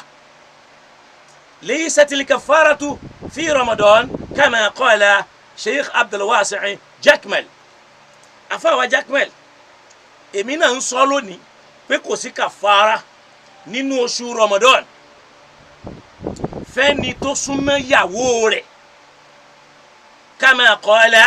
Jakmal kàfàrà ò gbé ìjìyà náà ní bẹ fún lúwa rẹ̀ àfi tó bá ronú pìwàdà kó tó kú tí ó sì ní padà sídìí rẹ̀ mọ́ àyà tí mo wá kà lẹ́ẹ̀kan ẹ wá já padà síbẹ̀ kẹ́ wá lọ́wọ́ báwọn àfáà ṣe bà ìsìláàmù jẹ́ tí wọ́n á máa ní ká sáà máa tẹ̀lé wọn taqlidan ni. Naam nínú al-Qur'an tí mo kóòtì lẹ́ẹ̀kan Qur'an 57 náà kọ́ ni Suratul Mujadala tó bí ti sùn ọlọ́run kò ṣíjú àánú wa o so 57 àbí Qur'an 3 to 4 àwa lọ bẹ̀ mi ò fẹ́ kọbí lẹ́ṣọ̀ yóò ṣe gùn tó aya 58 Qur'an 58 ìwájú àjọ lọ ka ẹ̀yin jàmáà mi torí pé ẹlòmíì wá lálẹ́ yìí ó wá takò ni ẹ má blọ́ọ̀kù ẹni kankan ẹnjìníà ẹ má blọ́ọ̀kù ẹnikẹ́ni ẹ jẹ́ kó gbọ́ ọ tán ó gbọ́ by fire by force ẹ ṣí kó wálẹ̀ tẹ ẹ bá fẹ́ blọ́ọ̀kù èèyàn ẹ jẹ́ ó dìgbà tá a bá parí program èyí tẹ ẹ bá rí pé ó wí tí ò da ẹ fílẹ̀ for now ẹ jẹ́ ó máa wí so ẹ jẹ́ awẹ́kọ̀mù wọn kọ́ fetí ara wọn gbọ́ Al-Qur'ani sọ fún wa pé walladhina yudhahiruna min nisa'ihim àwọn tí wọ́n já sí pé wọ́n máa fi ẹ̀yìn wọn ẹ̀yìn àwọn ìyàwó wọn wọ́n máa fi wé tàwọn ìyá wọn ìyẹn túmọ̀ sí pé èèyàn ń sọ wípé ẹ̀yìn ìyàwó mi ó jọ ẹ̀yìn ìyá mi bó o ti wí yẹn náà Ọlọ́run ti sọ dẹ̀yìn ìyá rẹ̀ Al-Qur'ani thumma ya'uduna lima qalu ṣé lọ́rọ̀ tí wọ́n sọ nì tí wọ́n bá wá fẹ́ kú lórí ẹ̀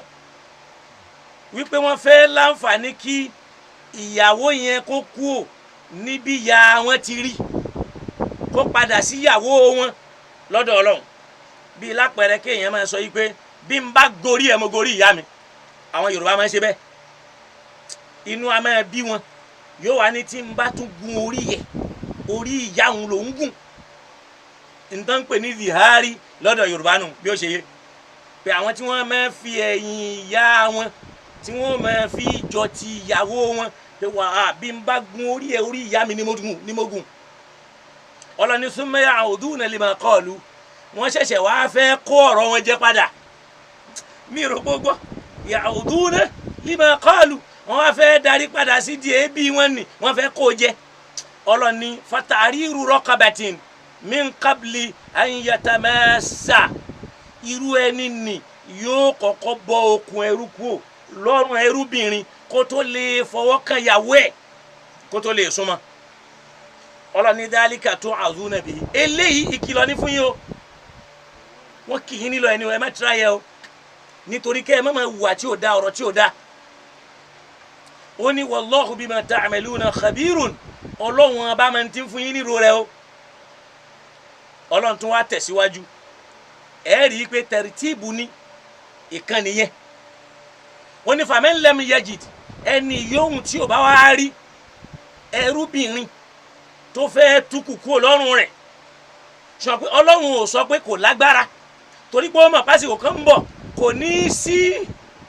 ẹrú mọ́. wo alukur'an bó ṣe bá nà mu tó bẹ́ẹ̀ ní mu. ó mọ̀ pásìkò kan ń bọ̀ tí ò ní í sí ẹrú mọ́.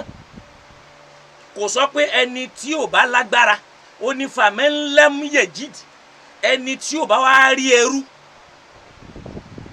tòró mọ̀ pásìkò kan ń bọ̀ wọ́n ní rẹ́rú ó ní fasiyamu shahrayni mutatabi'ayni ìyí ni kó lọ gba àwẹ̀ oṣù méjì ní tẹ̀léńtẹ̀léra wọn tí ò ní já ọjọ́ kan min qabli an yatamassa ṣáájú kó tó lè súnmọ́ ìyàwó yẹn. ẹ wá gbọ́dọ̀ lọ́ba fẹ́ sọ ó ní faman lam tastati' kò sọ pé faman lam yajid.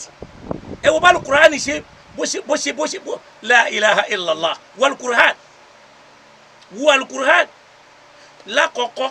ó rí pé ẹrú lè mọ̀ sí láyé mọ́. ó ní faman lam yajid ẹni tí ò bá rí ẹrú torí àsìkò ni. ó ní fasiyamu shahrayni mutatabi'ayn gba àwẹ̀ oṣù méjì gbáko kó tó lè ra wọn min qabli an yatamassa ṣáájú kó tó lè súnmọ́ ìyàwó yẹn.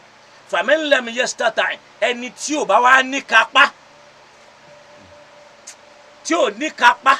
láti gba àwẹ̀ oṣù méjì gbáko láwọn kan kò sọ pé ẹni tí ò bá ní kápá ó lẹ́ni tí ò bá rí torí pé ó mọ̀ pásìkò kan bọ̀ wọ́n ní rí. man lam yastati' bẹ́yìn ò bá wá lágbára àwẹ̀ oṣù méjì gbáko fa it'amu sittina miskinan kó wá fún àwọn tó ṣì dálákẹ́ 60 àwọn tó ṣì dálákẹ́ 60 kó fún wọn lóúnjẹ. ó ní dhalika litu'minu billah eléyìí ọlọ́run gbé kalẹ̀ bẹ́ẹ̀ nítorí káwọn èèyàn lè nígbàgbọ́ nú ọlọ́run àtòjíṣẹ́ rẹ̀ wa tilka hududullah eléyìí òfin ọlọ́run ni o tó ní wa man yatahadda hududahu yudkhilhu nara bẹ́yàn bá fi ọwọ́ pa ìjà òfin yìí lójú yóò wọ náà ni o tí o bá san kàfàrà yìí lórí zihari yẹn ẹnu pé wọ́n fẹ̀yìn ìwé ìyá ni o. ọlọ́ni walil kafirina ẹni tó bá kọ̀ ọ́ lẹ̀ tí o bá ṣe kì í ṣe báwọn kèfèrí ní sọ́mẹ́ o walil kafirina ẹni tó bá kọ̀ ẹ̀yìn sófin yìí tí o ṣe adhabun alimun yóò jìyà ẹlẹ́ta ẹlẹ́rọ. naam ọ̀rọ̀ ṣẹ̀ṣẹ̀ ń bọ̀ la ilaha illallah wá wo àdìsù yìí aya Qur'ani nìyẹn waji'u dilala ó rí wípé annal asla baqa'u tartibi ala dhahiri wujuban ó rí pé Ọlọ́run ọba tò àwọn nǹkan yìí léraléra lórí pé ọ̀ranyàn ni wafqa ma jaa tafsiru fi sunna tí ó sì ní tafsiri nínú sunna min wujubi tartib bá Qur'ani ṣe tó yìí náà ní sunna ṣe tó wá já lọ sínú àdìsù Ànábì Muhammad. wọ́n ń pe àfáà wa kan tí wọ́n ló jẹun ní tí wọ́n ló bá obìnrin sínú Ramadan yẹn kìí ṣọ̀sán Ramadan òru Ramadan ni o ẹ rí àṣírí yẹn lálẹ́ ọ̀rọ̀ kàfàrà yìí òru Ramadan ni o kìí ṣe ọ̀sán Ramadan. àfáà yìí wá dáhùn wọ́n ní Anselma bun Sakhar al-Bayadi látẹnu Salma ọmọ Sakhar ṣe táìmù ṣe wà al-Bayadi radiyallahu anhu qala àfáà yìí sọ wípé kuntu mura'an astakthiru minan nisa ó ní mo jẹ́ ẹ̀dá kan mo fẹ́ràn kí n máa bóbìnrin lò púpọ̀ mo jẹ́ nìkan tó kúndùn kéèyàn máa ṣe kíni kéèyàn máa súnmọ́ obìnrin púpọ̀. àfáà ní la ura rajulan kana yusibu min dhalika ma usibu kò wá mi ò wọ́n rẹ́ nìkan tí irú àdánwò yìí wà lára ẹ̀ bíi tèmi. falamma dakhala Ramadana àfáà wa nígbà tí Ramadan wá dé zahartu min murahati hatta yansalakha Ramadan mo wá fi ẹ̀yìn ìyá mi ẹ̀yìn ìyàwó mi mo fi wé ti ìyá mi nínú Ramadan yẹn tí Ramadan yẹn fi wá lọ ó ti ṣe zahara ó gbọ́ zahartu min murahati nígbà tí Ramadan dé òun ti fi ẹ̀yìn ìyàwó rẹ̀ wé ti ìyá rẹ̀ nígbà tí Ramadan wá dé ataya nsalaka Ramadan bí Ramadan ti wá ń lọ nì tí Ramadan ń lọ ó ní fabaynama iya tuhaddithuni zata laylatin láàrin pé ìyàwó mi ń bá mi sọ̀rọ̀ lóru ọjọ́ kan inkashafali min shay'un níbi kan bá ká lára rẹ̀ sí mi òun ti fi ẹ̀yìn ìyàwó rẹ̀ wé ìyá rẹ̀ kí Ramadan ó tó bẹ̀rẹ̀ kò wá lè súnmọ́ ìyàwó yẹn Ramadan wá dé nígbà tí Ramadan wá dé wọ́n wá jọ ń sọ̀rọ̀ lóru ọjọ́ kan níbi kan wá ká lára ìyàwó ẹ̀ ó ní fawasabutu alayha fawaqa'tuha bí mo ṣe kì í mọ́lẹ̀ nù ni mo bá ra mú mo wá bá sùn falamma asba'tu nígbà tí ilẹ̀ wá mọ́ bá mi gadawtu ala qawmin fa akhbartuhum khabari ẹ wòrán tí wọ́n ń pa pé ọ̀sán Ramadan ni òru Ramadan ni o ọ̀rọ̀ zihari ni o làwọn afáàn yí mọ́rọ̀ kàfàrà o ìwọ farabalẹ̀ wá gbọ́ dáadáa ó ní mo wá lọ fún àwọn èèyàn mi nírò nígbà tí ilẹ̀ mọ́ tó ṣẹlẹ̀ sí mi wa qultu lahum sallu li rasulallah sallallahu alayhi wa sallam ẹ dákun ẹ bá mi lọ bí òjíṣẹ́ Ọlọ́run léèrè ma kunna naf'al kí làá ṣe ó ti dáràn kàfàrà tẹ́lẹ̀ kò tí ì san ó tún wá lọ báyàwó ẹ̀sùn lóru Ramadan ó wá ní kí wọ́n bá ń lọ bá nẹ́bì pé ma kunna naf'al kí làá ṣe idhan yunzilu Allahu fina kitaban aw yakunu fina rasulillah torí pé kíni alukurani ń sọ̀kalẹ̀ láàrin wa náà òjíṣẹ́ Ọlọ́run sì wà pẹ̀lú wa tó já sí pé yóò sọ̀rọ̀ fún wa tá a mọ̀ tí ó sọ fayabqi alayna aru walakin sawfa nuslimuka bitariratika idhhab anta faskur shanaka li rasulillah àwọn tó wá sọ fún wọn ní tó ṣẹlẹ̀ yìí o alayna aruhu nǹkan burúkú ni fún wa àmọ́ ó fẹ́ ya a máa ràn ẹ́ lọ́wọ́ láti bọ́ okùn kúrò lọ́rùn ẹrú tí ń jẹ́ gbèsè ẹ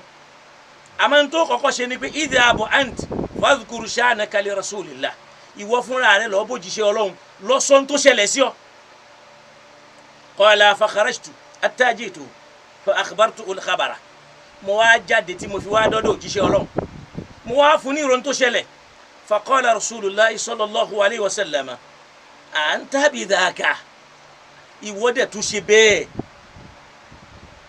ṣé wọ́kàn yìí náà ni qultu ana bidhaka ó ní mo lémi náà ni wàhá hana ya rasulallah sabirun li hukmillahi alayya dákun ṣe sùúrù lórí ìdájọ́ Ọlọ́run lémi lórí má jẹ́ kí ìdájọ́ Ọlọ́run ọba má jẹ́ ó lè ọgbọ́n tá ànábì sọ fún ànábì ní fàátìkì raqabatan lọ bọ́ okùn kúrò lọ́rùn ẹrú ó ní qultu walladhi ba'athaka bil haqqi ó ní mo búra pẹ̀lẹ́ tó gbé ọ dìde pẹ̀lú òdodo tí ń ṣe alukur'an ma asbatu amliku illa raqabati hadhihi mi ò jí láàárọ̀ yìí ní jí tí mo jí illa raqabati hadhihi àfẹ̀mí àtàrà mi nìkan pẹ̀lú ọ̀rọ̀ ara mi nìkan bí mo ṣe fẹ́ gbára mi lẹ̀ yìí nìkan ni mo bá jí qala anabi ní fasum shahrayni mutataba'ayni lọ gba àwẹ̀ oṣù méjì tí ó tẹ̀léra wọn àfáàtún ní qultu ya rasulallah mo tún ní rẹ̀ òjíṣẹ́ Ọlọ́run wa ali dakhala alayya ma dakhala min al-balahi illa bisawm irú òjíṣẹ́ Ọlọ́run ṣé àdánwò kan yóò tún wá wọlé tọ̀ mí tó ẹ bẹ́ kò sí ń tá fi tán kọjá àwẹ̀ lẹ́yìn tó fẹ́ pé ẹni ò tún lè ṣe kíni kò tún lè gba àwẹ̀ Ànábì ní òkè fatasaddaq lọ́ọ́ tọrẹ àánú ìyẹn ni pé at'imu sittina miskinan lọ́ọ́ bọ́ àwọn aláìní 60 qala qultu walladhi ba'athaka bil haqqi mo tún ní mo fẹ́ ní tí ó gbé ọ dìde mo fi bẹ̀ ọ́ laqad bitna laylatana hadhihi jíjí tá a jí lóru tá a sùn mọ́jú yìí ma lana isha'un kò sí ń tá a jẹ lálẹ́ qala Ànábì wa ni fadhhab ila sahibi sadaqa bani Zurayk lọ sọ́dọ̀ ẹni tó mójútó sàárà àwọn agboolé Bani Zurayk faqul lahu lọ́ọ́ ṣàlàyé fún faliyadfa'ha ilayka kí wọ́n fún ọ ní tí ó fi lọ san kàfàrà yẹn Ànábì wa ni wa at'imu 60 miskinan lọ́ọ́ bọ́ 60 ènìyàn wantafi bi baqiyatiha ó yá wa lọ èyí tó kù ìwọ wa máa gbé yín ni kó lọ máa jẹ eléyìí ni ọ̀rọ̀ tó ní í ṣe pẹ̀lú àdìsù yẹn wá já lọ sínú àdìsù èmi ò ti máa rò pé ń bọ̀ làdìsù yẹn wà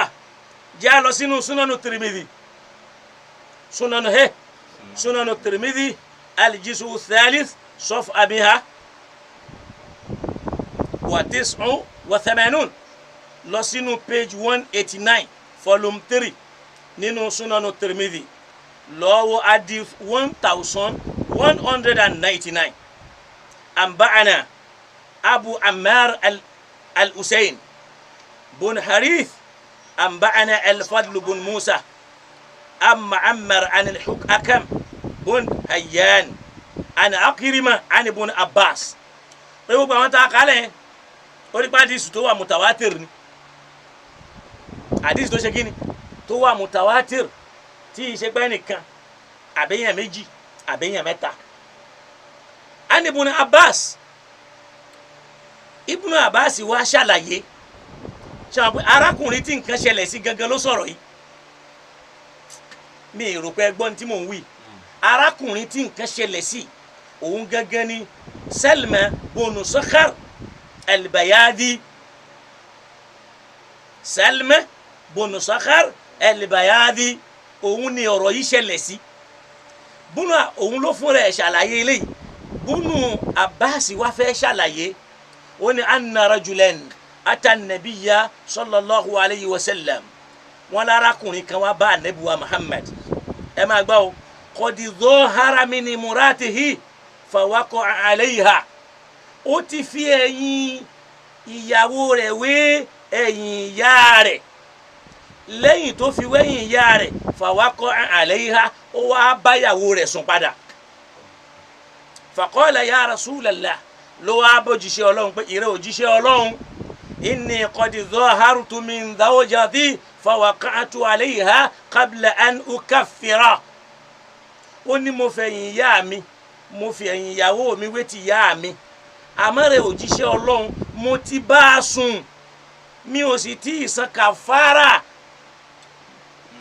ẹ máa gbọ́ o táwọn àfa dàrú o tí wọ́n torí ẹ̀ fẹ́ pa Jákímẹ́lì o táwọn kan láwọn lọ Azíàrí àwọn jáde lọ àwọn jáde bọ̀ àwọn ọmọ àdìsí àwọn ọmọ gbá àní níjọ́ mi àwọn àfa àgbà mi agbádá ní bẹ lọ́rùn wọn o pẹ̀lú láwàní àti ní tí ò sí àfa àgbà tó bá ní mímọ̀ kò gbọ́dọ̀ máa ṣe wá síbi comedian àfa àgbà tó ní mímọ̀ yóò ṣe wá máa ṣe wá síbi àti wọ́n ṣe comedian kò yẹ kó rí bẹ́ẹ̀ lọ́wọ́ àfa àgbà kó máa sọ̀rọ̀ bíi comedian èèyàn lè wà opportune bọ́n nítorí pé ntọ́lọ̀ ń ṣe fún tóbi a máa pè láfa àgbà. Ibn Abbas ní arákùnrin yìí wá bá Nábì qad dhahara min murati ó ti fi ẹ̀yìn ìyàwó rẹ̀ wẹ́yìn ìyá rẹ̀ fawaqa'a alayha ó wá lọ báyàwó yẹn sùn ó wá bá Nábì Muhammad sallallahu alayhi wa sallam pẹ̀lú ògbólọ́dọ̀ ọlọ́run ẹ dákun à ń rọ̀ yín níbi tá a dé yìí ṣe rí kámẹ́rà wa a gbọ́dọ̀ ra standard kámẹ́rà wa kí rọmọdọ́ọ̀nù tó tán ẹrú ọlọ́run kan pè mí ọlọ́run bá mi ṣe dáadáa fún wọn wọ́n ti láwọn fún wa ní 200,000 naira torí pé kíní yẹn ti gbé pẹ́ẹ́lí ó ti lọ ń wọ bíi 950 ní ìsìn sí 800 850 sí 950 torí pé old standard one kì í ṣe pé èyí tá a kàn máa yí kiri bọ̀ kì í ṣe pé wọ́n ti fún wa lówó náà o wọ́n láwọn ó fún wa insha allahu tọ́lọ́mbà gbà bẹ́ẹ̀ torí pé béèyàn bá ṣàdéhùn fún yẹn ò gbọ́dọ̀ fẹ̀mí sí àfi tọ́lọ́mbà ní tọ́ ó délẹ̀ torí pé ẹni tó fẹ́ ṣe ọlọ́run lè ní kó má padà ráàyè ṣe àmọ́ àwọn tí wọ́n fẹ́ ṣe ọlọ́run jọ ráàyè ṣe. inú pé mo mọ mi wọn láàfẹ́ràn mudirul markas ìmọ̀ sí ní baba alágége sọ fún wa wípé ìhìyà abútọ́lá ilimidini kọ̀dàhánà nìdọ́lù ista'iddu linnida ista'iddu linnida idhabu fil ardi kala shibali wa mudu la tubalu ista'iddu linnida علموا الناس علوما ليس يدريها الرجال استعدوا للنداء علموهم أنكم في العلم أبناء الألوري استعدوا إنت يا لفي جماعة بابا لغيري kéré kí ẹ máa sọ pòròpòrò ìntẹ̀yìn lè fi jọ́ máa Sheikh Adama rè Sheikh Adama ló sọ bẹ́ẹ̀ pé ihin yabutọ́la ilimidini kọ̀dáhánà nìdọ́lù ista'iddu yabutọ́la ilimidini kọ̀dáhánà nìdọ́lù ani idhabu fil ardi wamudu la tubalu. علموا الناس علوما ليس يدريها رجال. babaláyé sọ pé ẹ lọ kọ́ àwọn èèyàn ní mímọ̀ ẹ sọ tí wọ́n mọ̀ fún wọn ẹ sọ tí wọ́n gbọ́ rí. علموهم أنكم في العلم أكتاب جبال استعدوا. ntí wọ́n lè fi mọ̀ ẹ́ lọ́mọ ádámà nù. naam Ibn Abbas wa ń sọ̀rọ̀ lọ olarakunrin yẹn wá bá nẹ́bí kọ̀dí zahara mini murati ó ti fi ẹ̀yìn ìyàwó rẹ̀ wẹ́yìn ìyá rẹ̀ fawakọ̀ àlẹ́yìn ha ó wá lọ báyàwó ẹ̀sùn padà faqala ya rasulallahi ló wá ní ìrẹ̀ òjíṣẹ́ Ọlọ́run inni kọ̀dí zahartu min zawjati fawakatu alayha qabla an ukafira. ó ní mo ti fi ẹ̀yìn ìyá mi ẹ̀yìn ìyàwó mi mo ti fi wé ti ìyá mi àmọ́ mo ti wá lọ bá a sùn ṣáájú bí o tí ì san kàfàrà. faqala ànábì wá sọ pé wa ma amalaka ala dhalika yarhamuka Allahu. kí ló sún ọ sí kí ni tó sún ọ sí Ọlọ́run ó máa ṣàánú rẹ̀ Ọlọ́run ni ó ṣàánú rẹ̀. ẹnìyẹn wá sọ wípé n tó fà ní pé ra'aytu khalaqalaha fi dawhil qamari. wọ́n ní ẹgbàá kan tí wọ́n ń pè ní khalaqali wọ́n máa ń kó síbi iṣu ẹsẹ̀ báyìí làwọn obìnrin máa ń lò sí wọ́n máa ń kó sẹ́sẹ̀. àfáà yẹn wá ń dáhùn wípé ra'aytu khalaqalaha mo rí ẹ̀ṣọ́ tí ń bẹ khalaqalu ẹ̀ ẹgbẹ́ ẹsẹ̀ rẹ̀ fi dawhil qamar nígbà tí ìmọ́lẹ̀ òṣùpá tàn in tó súnmi sínú. qala ànábì wa sọ pé fala tuqarribha hatta taf'ala ma amaraka Allahu bi. lẹ́yìn eléyìí má súnmọ́ o àyàfi tó o bá ṣe ń tọ́lọ́wọ́n bá pa ọ́ láṣẹ. qala Abu Isa sọ fún wa pé ìyẹn Imam Tirmidhi ó ní hadha hadithun hasanun gharibun sahihun. ó gbọ́ hadha hadithun hasanun gharibun sahihun. àdìsí yẹn ń bọ̀ nìyẹn o. báàbù ma jaa fi kafarati dhihar mi fẹ́ kálẹ̀ yọkan tó bá tún lọ ka hadith 1200 nínú Sunanu Tirmidhi 1200 òun tún wá ṣàlàyé rẹ̀ dáadáa jù bẹ́ẹ̀ lọ. ó ní haddathana Ishaq ibn Mansur anbana Harun ibn Ismail al-Khazzar anbana Ali ibn al-Mubarak anbana Yahya ibn Abi Kathir anbana Abu Muslima wa Muhammad ibn Abdurrahman ibn Thawban anna Salman ibn Sakhar. ṣùgbọ́n wọn a máa pè ní Salman àwọn kan pè ní Salman. anna Salman ibn Sakhar al-Ansari ahadu bani Bayado al-Bayadi ni wọ́n pè ìkan nínú àwọn aráalé Bayado ni bani Bayado. ja'ala imra'atahu alayhi kadhari ummihi ó fi ẹ̀yìn ìyá rẹ̀ ìyàwó rẹ̀ ó fi wé ti ìyá rẹ̀ atayamu di Ramadan tí Ramadan fi wá dé. ó gbọ́ tó fi wá dínú Ramadan falamma mada nisfu min Ramadan nígbà tó ṣù Ramadan wá dá sí méjì fawaqa'a alayha layla ó wá báyàwó yẹn sùn lóru ọjọ́ yẹn lẹ́ ń pè lọ́sàn-án. mi rò pé ń gbọ́ ní tí mò ń sọ yìí ó ti fi ẹ̀yìn ìyàwó rẹ̀ wẹ́yìn ìyá rẹ̀ kò sì tí ì san kàfàrà rẹ̀ tí Ramadan fi wá dé. nígbà tí Ramadan wá dé falamma mada nisfu min Ramadan nígbà tí Ramadan wá pín sí méjì fawaqa'a alayha laylan ó wá báyàwó yẹn sùn lóru ọjọ́ yẹn ìgbà tí ilẹ̀ rẹ̀ wá mọ́ fa ata rasulallahi sallallahu alayhi wa sallam ló wá bá òjíṣẹ́ Ọlọ́run ló wá sunkún wá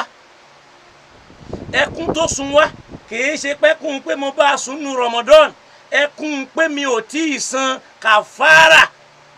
mo tún lọ bá a sùn ó ti dáràn rẹ̀ kí lọ́ràn tí ó tún wá ṣẹlẹ̀ fadhakara dhalika lahu ni ó wá ṣàlàyé fànẹ́bì lànẹ́bì wá ní a'tiki raqabatan in tó lè ṣe náà ni pé lọ́ọ́ bọ́kùn kúrò lọ́rùn ẹrú qala la ajiduha olóhùn ò lè rí ẹrú ẹ sì wo ń tálù Kùránì sọ faman lam yajid tí ò bá lè rí ẹrú olóhùn ò lè rí ẹrú qala ànábì sọ pé fasum sha'rayni mutataba'ayn gbààwẹ̀ oṣù méjì gbà kó ń gbà náà qala la astati'u ọlọ́run ni wa man lam yastati' wo bó ṣe ń tẹ̀léra wọn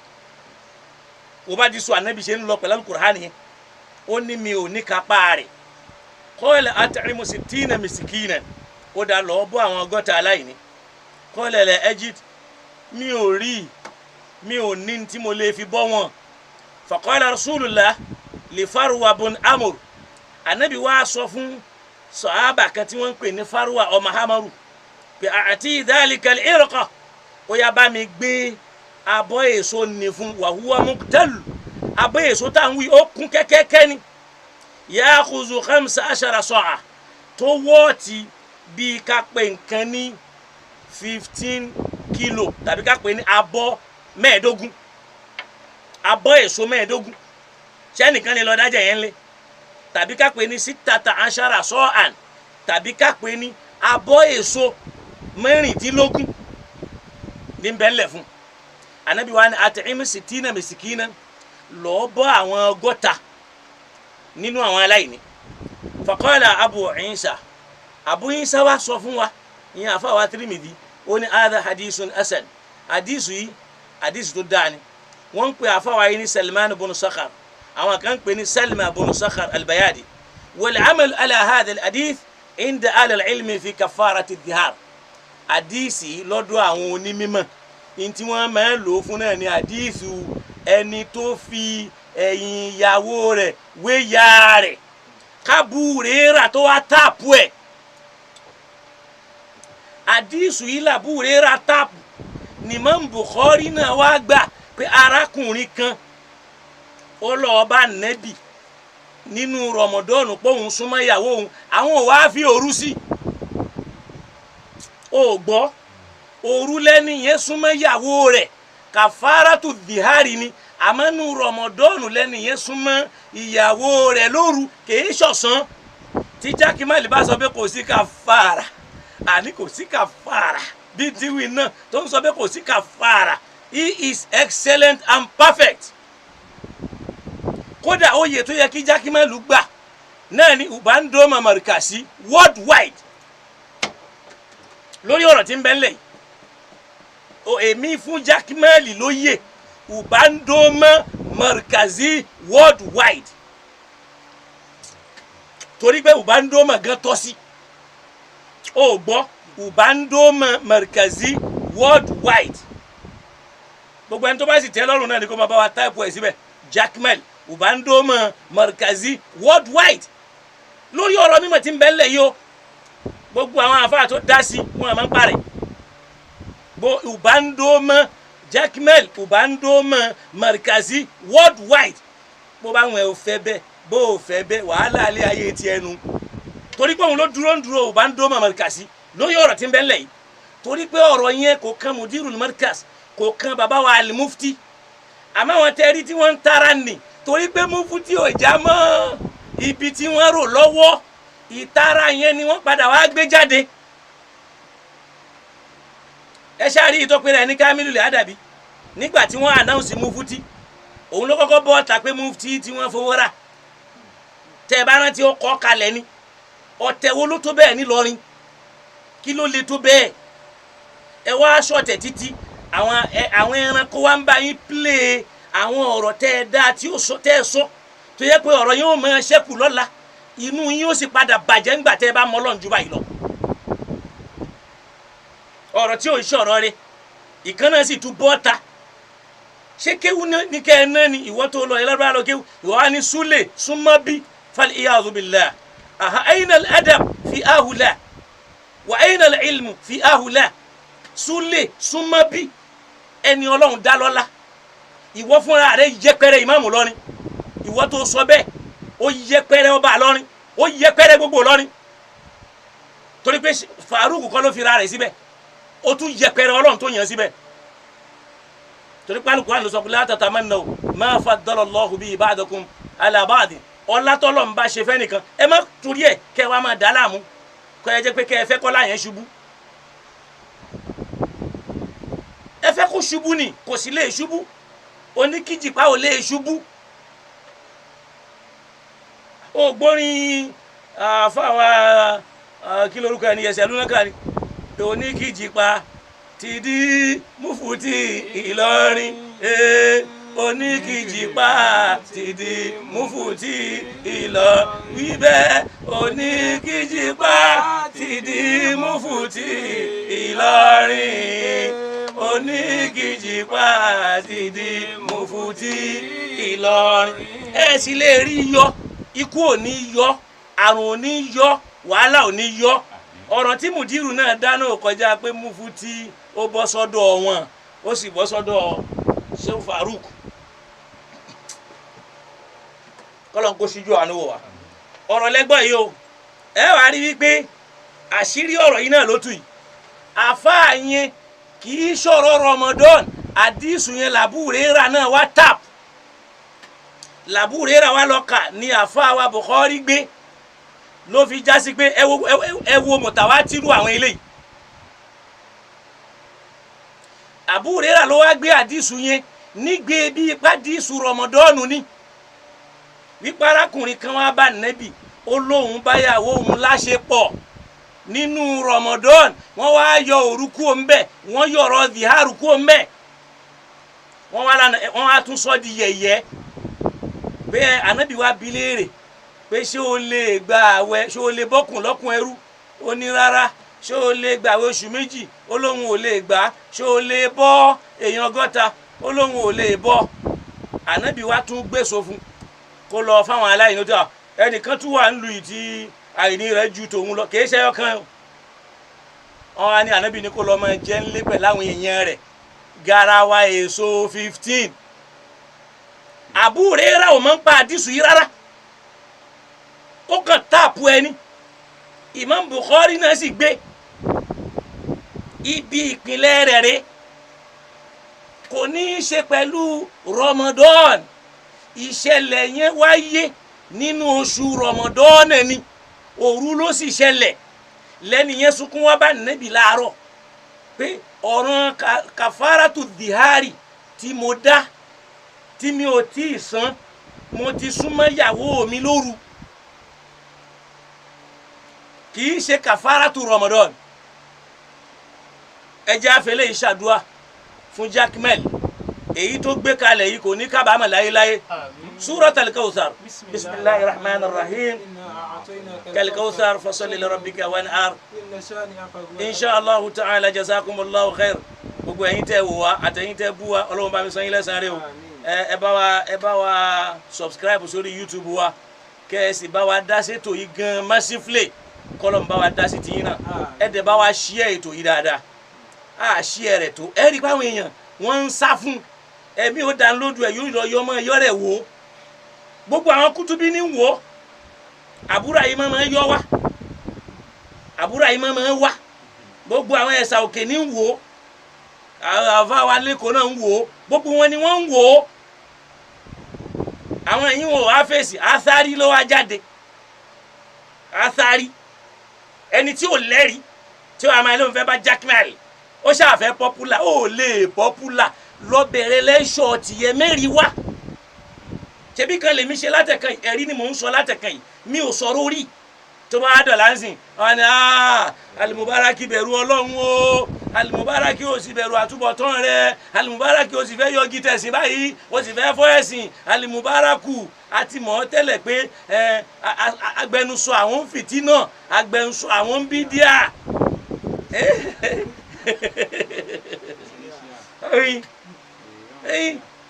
gbogbo wọn ni wọ́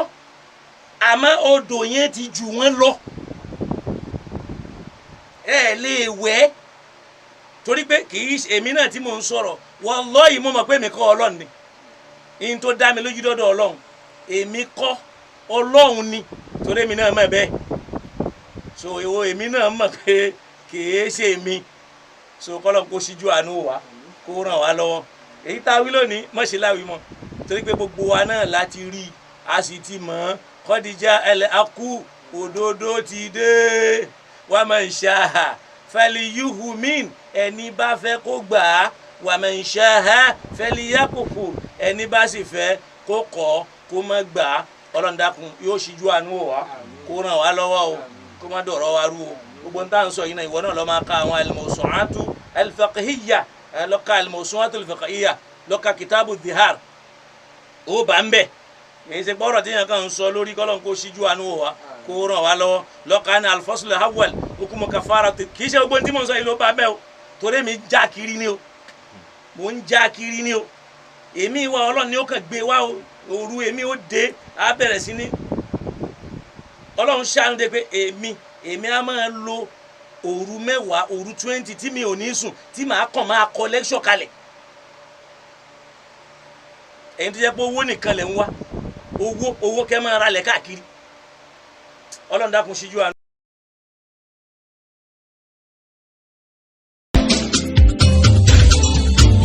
ìmọ̀ yẹn pọ̀ púpọ̀ kò kéré alákùnlé fani lọ́ba ni ó jẹ́. ó tó wà ní ìyànràn gan wípé àṣẹ ìhùwà àdàm ló kọ́ wa ní kéwù. ẹ̀yẹ yan wá pàrọ́mù náà bà ní ádámọ̀. Alágége máa kú iṣẹ́ tẹ̀sán mi máa dọ̀la lọ́wọ́. lábàbẹ̀ tó sọ mí mọ̀ ní ilẹ̀ pátákárá. Alágége máa kú iṣẹ́ tẹ̀sán mi máa dọ̀la lọ́wọ́ fún kó. ìṣẹ̀mí ṣe ìkùnà ádámọ̀ wúlò fún ẹ̀dá aráyé. wọ́n tàn mọ́ lẹ́sẹ̀ẹ́sì pẹ̀lú ìmọ̀ tó bá fún wọn fààyè ayé.